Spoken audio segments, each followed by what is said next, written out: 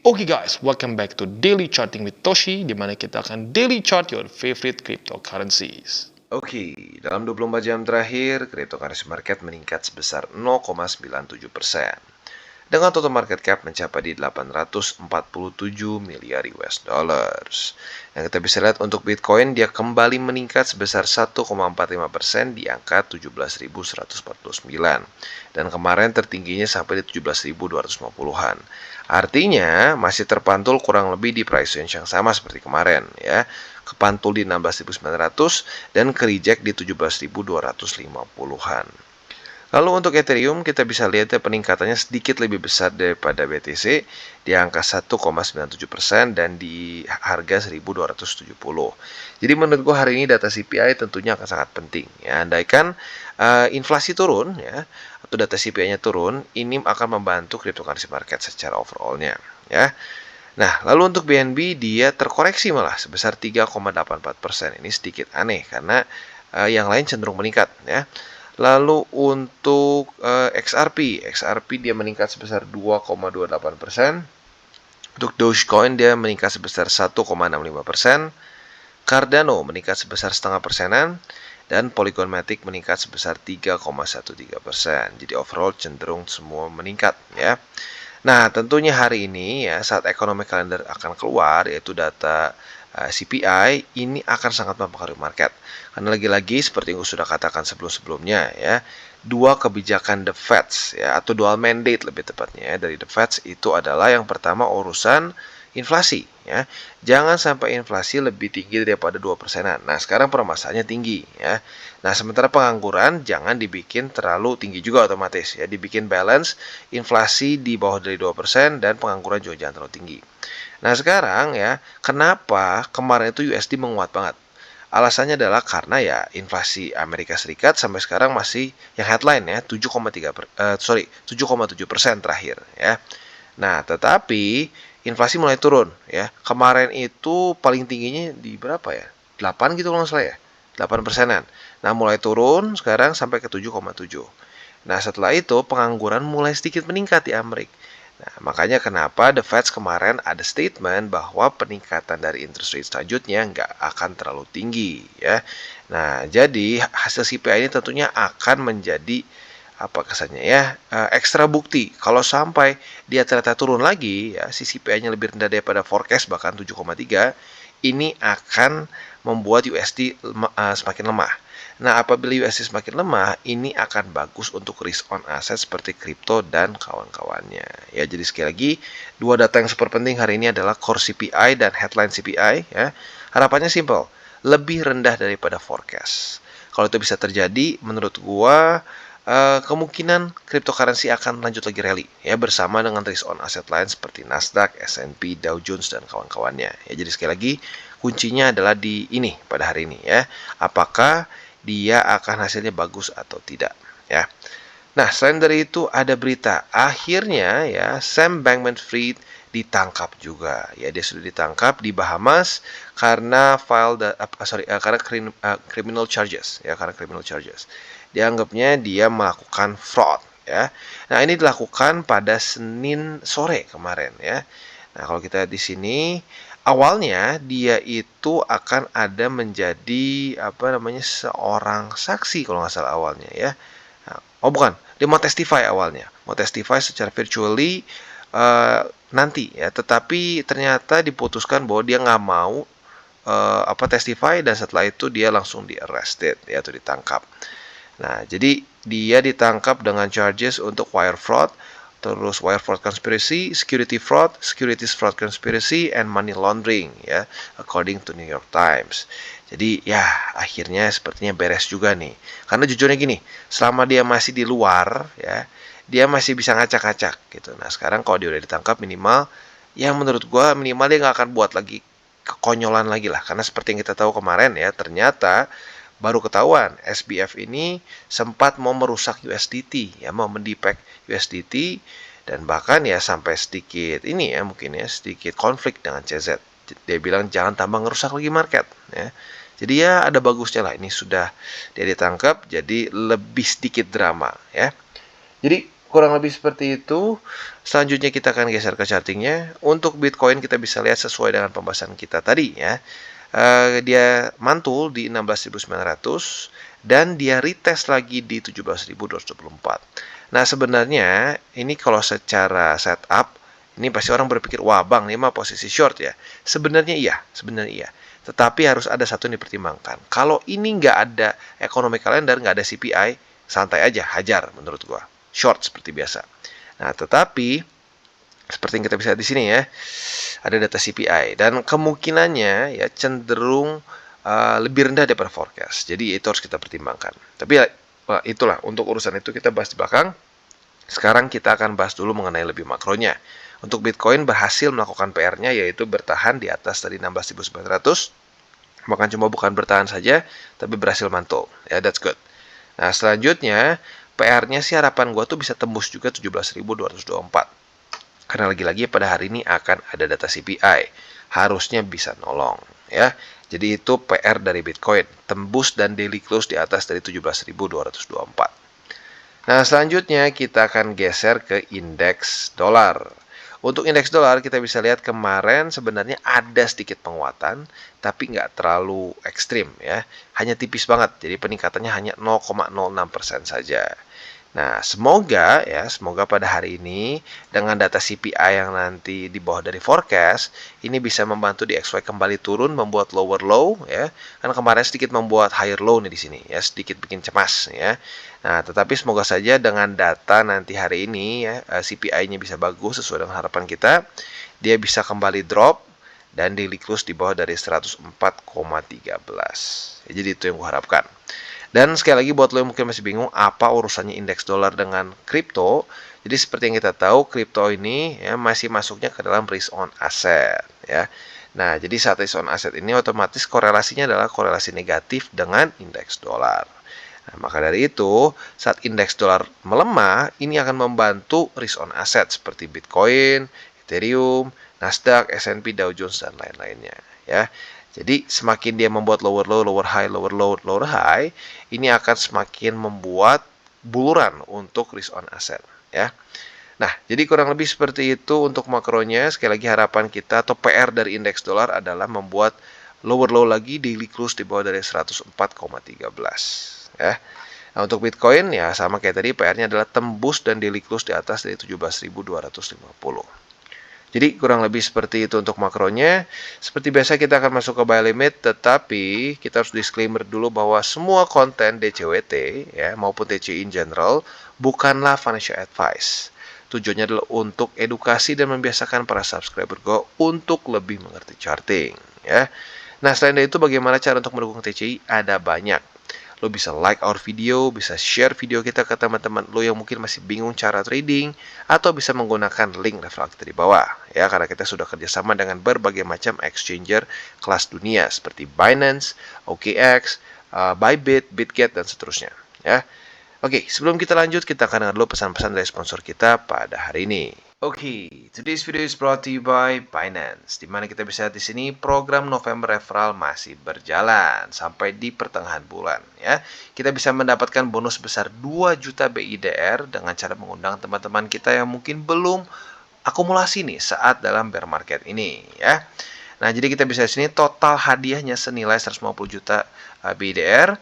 Dan caranya gampang. Yang pertama adalah kalian harus mendaftarkan data kalian dulu di formulir survei. Nah, setelah itu kalian bisa mengikuti. Nah, jadi kurang lebih seperti ini ya. Caranya simple. Dan yang gue suka adalah biasanya ya, kalau untuk mengundang teman, kita harus kesannya mereka daftar, mereka KYC, terus trade, baru dapat berapa dolar. Di sini ya, yang gue suka adalah lu langsung ada orang yang daftar langsung pakai link referral lu akan mendapatkan 15.000 per orangnya, maksimum 10. Untuk KYC-nya lu dapat 20.000. Ya, jadi kalau dia KYC, daftar, deposit, first trade, lu totalnya bisa mendapatkan per orang itu ya lumayan besar ya. Jadi totalnya overallnya itu adalah di 200.000 BDR. Andaikan dia proses pendaftaran KYC, deposit, dan first trade. Nah, kalau ini maksimumnya 10 berarti ya otomatis 2 juta. Jadi kurang lebih seperti itu dan ini adalah contoh kasusnya sama persis kayak di atas ya. Dan ini tentunya berlangsung sampai tanggal 14 Desember. Selain dari itu juga ada Desember New User Campaign. Jadi program November kemarin sekarang ditambah dengan Desember New User Campaign. Jadi buat kalian tertarik, sekali lagi tinggal daftar saja di formulir survei ini dan kalian tinggal ikuti saja dan bisa memenangkan hadiah sebesar 200.000 BIDR ya. Nah, jadi caranya simple, basic, tinggal kalian daftar saja ke formulir surveinya, lalu melakukan first trade. That's it ya. Dan sebelum mau ikutan, gue sarankan untuk baca dulu semua syarat ketentuannya. Apabila cocok, monggo ikutan. Jadi kurang lebih seperti itu dari Binance pada hari ini. Dan jangan lupa untuk selalu trade di Binance. Oke, dan yang pertama seperti biasa kita akan masuk ke Bitcoin dulu. Nah, untuk Bitcoin seperti yang gue sudah sedikit bahas juga di depan, ya sebenarnya secara SOP ini adalah waktu yang tepat untuk buka posisi short. Karena sudah terjadi retest pertama kemarin tanggal 12 dan retest kedua terjadi juga di sini ya. Jadi buat lo yang sudah bangun jam 7 pagi tadi dan buka posisi short, sekali lagi nggak salah. Tetapi harus ada satu pertimbangan ya. Pertimbangannya apa? Akan ada data CPI. Kalau kemarin kan sebenarnya US nggak ada data yang penting ya. Kita bisa cek di sini. Nggak ada data yang penting dari US. Jadi kalau lo nge-short dengan posisi kayak gini, dengan data economic calendar seperti kemarin, santai. Nah, tetapi pada hari ini akan ada data CPI jam setengah 9 malam. Jadi ada probabilitas extra volatility dan secara secara forecastnya ya ini lebih cenderung lebih rendah daripada forecast. Jadi intinya apa? Ada probability kripto bisa rally ya. Jadi buat lo yang megang posisi short di 17.224 boleh aja lo hold ya. Tunggu sampai jam setengah 9 ya. Kalau sampai masih belum kena juga target TP kita di 16.900, udah kita ambil aja ya, ambil keuntungan kita. Nah, tapi kalau kena ya udah otomatis sudah kena sesuai rezeki. Nah, tapi sekali lagi gue ingatkan, nanti setengah 9 kalau ternyata belum kena target TP, udah TP duluan aja, nggak usah kena sampai 16.900. Karena takut probabilitas dia malah rally ke atas, yang malah pump ke atas. Jadi kurang lebih seperti itu untuk posisi short di Bitcoin ya. Nah, untuk posisi long lebih ya baik lagi tergantung ya. Kalau sampai dia rally gara-gara CPI ya otomatis berubah, tapi nggak apa. Untuk sekarang masih sama. Retest 1, retest 2 di sini lo bisa pertimbangkan untuk buka posisi long dengan target TP di 17.224. Nah, kalau sampai besok ternyata reclaim di atas ya berarti kita bisa pertimbangkan retest 1, retest 2 di sini dan ambil posisi long di 17.224 dengan target TP di 17.621. Jadi kurang lebih seperti itu untuk posisi futures di Bitcoin. Untuk posisi spotnya masih sama seperti kemarin berarti ya. Buat lo yang kemarin ketinggalan di sini ya boleh dipasang lagi di hari ini ya di 16.900. Jadi kurang lebih seperti itu dan sekali lagi gue ingatkan untuk posisi spot ini adalah posisi jangka panjang. Jadi berpikirnya jangan untuk seminggu 2 minggu aja ya, tapi bisa di hold bulanan sampai tahunan. Oke, dan selanjutnya kita geser ke Ethereum. Nah, untuk Ethereum kita bisa lihat nggak bisa dibilang nyaris sama persis seperti BTC ya. Kita bandingin. Ini BTC ya. Ini BTC, ini Ethereum ya. Sama-sama terjadi retest 1, retest 2 di struktur resisten 1276. Ya, jadi buat lo yang buka posisi short jam 7 pagi tadi, sekali lagi benar, itu nggak salah ya. Tapi sekali lagi sama juga dengan BTC, apabila jam setengah 9 belum kena target TP, TP duluan ya. Nah, untuk Ethereum target TP-nya kalau mau diubah ke MA20 boleh, itu lebih konservatif. Ya, jadi buat lo yang punya posisi short di sini boleh ambil target TP-nya di MA20 ya. Nah, jadi kurang lebih seperti itu untuk posisi shortnya. Sekali lagi sama dengan BTC kondisinya. Apabila ya besok ternyata Ethereum bisa mereclaim 1276 ya, seperti ini ya. Dia daily close di atas dari sini. Nah, lo bisa pertimbangkan apabila terjadi retest 1, retest 2 di sini, buka posisi long dengan target TP di 1296 ya. Jadi kurang lebih seperti itu untuk posisi short dan long di Ethereum. Untuk di MA20 gimana bang? Bisa aja ya, andaikan si CPI-nya nggak bagus nih ya, dia malah retest 1, retest 2 ke bawah MA20, nah lo bisa pertimbangkan untuk buka posisi long di sini dengan target TP di 1276. Jadi kurang lebih seperti itu untuk Ethereum. Dan untuk posisi spotnya masih sama seperti kemarin, tapi mungkin boleh digeser lah ya. Kemarin kan di 1242, harusnya dapat kalau lu pasang ya. Buat lo yang belum dapat, mungkin boleh sedikit lebih konservatif, posisi spotnya geser ke MA20 yang sekarang ada di 1247. Ya, nggak ekstrim jauh, tapi ya ada perbedaan. Jadi kurang lebih seperti itu untuk Ethereum. Oke, dan sekarang kita masuk ke BNB. Nah, untuk BNB ini sedikit aneh ya, karena kalau kita lihat yang lain cenderung meningkat, dia malah negatif sendirian ya. Nah, mungkin karena kemarin ada sedikit sedikit FUD ya, dibilangnya katanya sekarang Binance sedang diinvestigasi untuk money laundering katanya ya, tapi lagi-lagi itu udah berapa kali terjadi sebelum-sebelumnya. Mungkin karena itu makanya sedikit turun ya. Nah, tapi buat lu yang kemarin sudah nunggu nih, di sini kan terjadi retest 1. Nah, otomatis kalau tadi pagi lu bangun jam 7, ya ini terjadi retest 2. Nah, lu sudah beli posisi long ya, sudah pending order posisi long di 276, otomatis kena. Nah, sekarang sedang minus. Nggak apa-apa, ditunggu dulu aja. Kita tunggu sampai besok jam 7 pagi. Andaikan daily close masih di bawah dari sini ya sudah, berarti kita cut loss. Tapi sekali lagi ya akan ada data CPI yang probability-nya sekali lagi bukan pasti ya. Probability-nya cenderung akan di bawah dari forecast. Kalau itu terjadi ada kemungkinan ini bisa kembali rally ke atas. Ya jadi sekali lagi buat kita yang sedang floating loss di sini ya kita hold dulu aja. Kita tunggu sampai nanti besok. Kalau sampai besok ternyata masih di bawah dari 276 ya sudah kita berarti cut loss. Sekali lagi dalam futures trading kita harus siap namanya cut loss ya.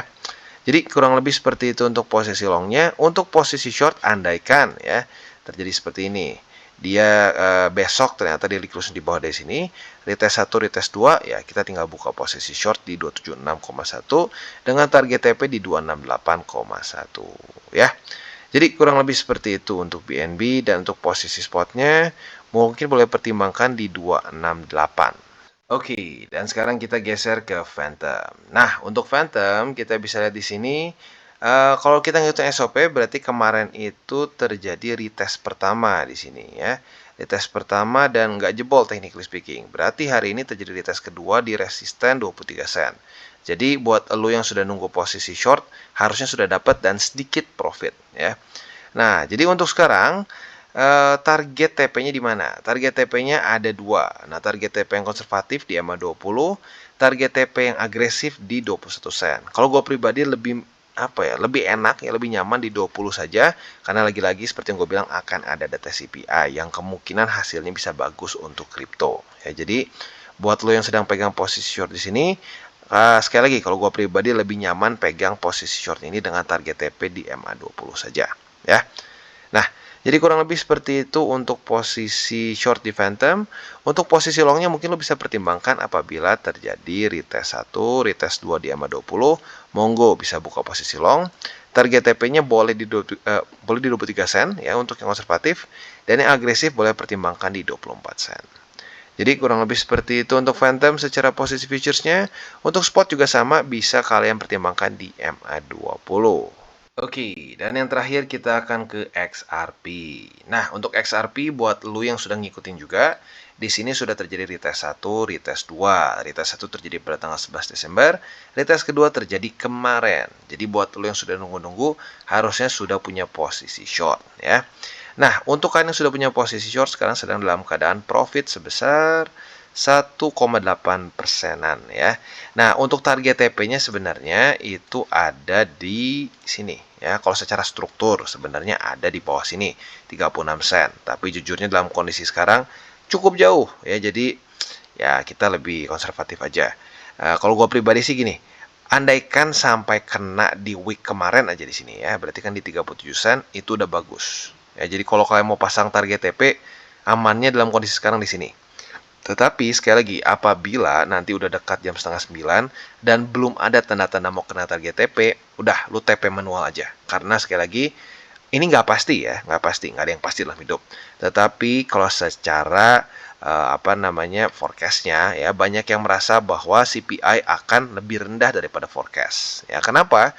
Karena The Fed yang sudah beberapa kali mengeluarkan statement-statement yang cenderung dovish. Jadi sekali lagi, buat lo yang pegang posisi short, tunggu aja sampai nanti jam setengah 9, andaikan ternyata hasilnya lebih bagus daripada forecast ya, atau sorry, bukan lebih bagus tapi lebih rendah daripada forecast, ya ada probability ini bisa balik arah ya. Jadi TP aja. Jadi kurang lebih seperti itu untuk posisi short XRP. Untuk posisi longnya otomatis yang bawahnya masih jauh. Andaikan dia bisa reclaim besok, nah bisa retest 1, retest 2 di sini, dan kita ambil posisi long di 38 sen ya, dengan target TP di 40 sen. Jadi kurang lebih seperti itu untuk XRP, dan ini juga ending dari DCWT kita pada hari ini.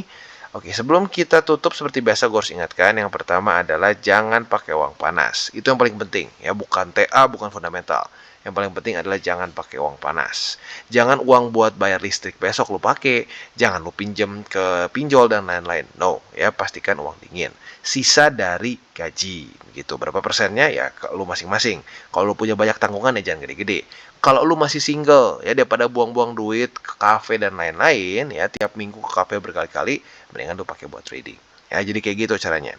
Nah, setelah kalau udah pakai uang dingin, pastikan jangan over leverage ya. Lebih tepatnya gini, over leverage itu bukan cuma urusan lu pakai berapa si leverage-nya, tapi misalkan udah 100x gini. Nah, lu berarti kan punya dana misalkan $100, berarti 100 kali 100 gitu. Nah, itu gede kan. Nah, kalau lu masukin marginnya gede, nah itu yang maksud gue over leverage ya. Jadi bukan cuma kalau lu full leverage berarti over leverage. Nggak juga ya. Jadi tergantung cara lu pakainya ya. Jadi kurang lebih seperti itu untuk DCWT kita pada hari ini. Dan sekali lagi gue ingatkan, jangan pakai uang panas dan jangan over leverage. Oke guys, jadi itu adalah akhir dari segmen DCWT kita pada hari ini. Dan jangan lupa bagi kalian yang merasakan manfaat dari segmen ini, jangan lupa untuk share ke teman-teman kalian. Dan apabila lu pengen mensupport channel kita, ya TCI, jangan lupa untuk menggunakan link referral kita di bawah. Nggak wajib ya, tetapi apabila lu menggunakan link referral kita di bawah, ada macam-macam ya, dari Bybit, Huobi, Maxi, toko kripto, dan banyak lagi ya. Ya, walaupun nggak wajib, tapi kalau menggunakan link referral kita, lu secara langsung membantu perkembangan dari TCI. Dan satu lagi, jangan lupa juga untuk join Telegram group kita, di mana kita bisa ngobrol-ngobrol santai mengenai dunia cryptocurrency secara dua arah. So, jangan lupa untuk like, subscribe, klik the bell icon, and see you on the next video.